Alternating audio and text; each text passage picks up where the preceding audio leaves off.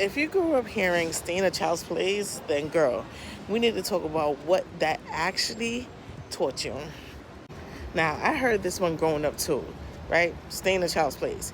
And back then, you knew exactly what that meant.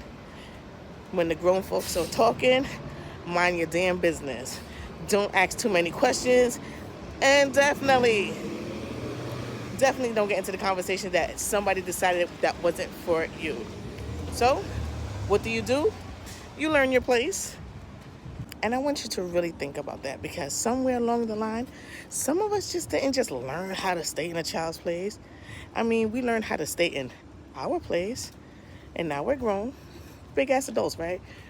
Your mom and your 14-year-old who was doing okay in school suddenly is not turning in their assignments. Their grades are dropping. And every time you ask what's going on, you get I don't know, I'm fine, leave me alone. Then, of course, the school calls. They're concerned too. They done call you to a meeting, and now you're sitting in this meeting listening to everybody talk about your child. The missing assignments, the lower grades, the attendance not doing well, motivation is barely there. And you're sitting there thinking, okay, but what happened? What changed? Because something changed. You know your child, and this doesn't feel like them. This doesn't look like them. And then somebody tells you, you know what, teenagers go through things. Or they'll say something like, we just need them to apply themselves more.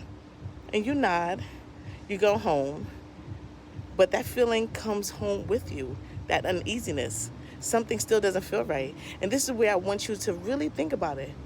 When you were taught your whole childhood to stay in your place, what happened when motherhood requires you to step out of it?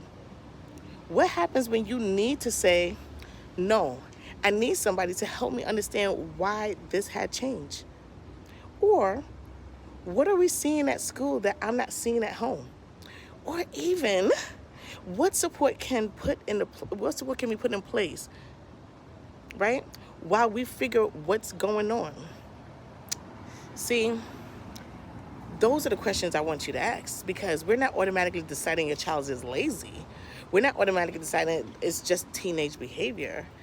And we're not going to be diagnosing them. We're paying attention to the change. Sometimes it's not only the behavior you need to pay attention to. Sometimes it's the change in the behavior. Your child used to do the work. Now they don't. They used to want to go to school. Now they don't. They used to want to talk to you. Now they won't. Now they're shutting down. You don't have to know exactly what it means before you're allowed to ask about the change. And maybe that's part of you finding your voice as a mom, realizing you don't have to stay in anybody's place when it comes to asking questions about your child. So when something about your child doesn't feel right, do you keep asking questions, or do you start worrying that you're doing too much? Because that answer might tell you everything that you need to know. If I done gave you something to think about, hit the follow button, save this, because I'm going to keep sending these type of messages. Because sometimes the first thing we need isn't just an answer. We just need to think of better questions.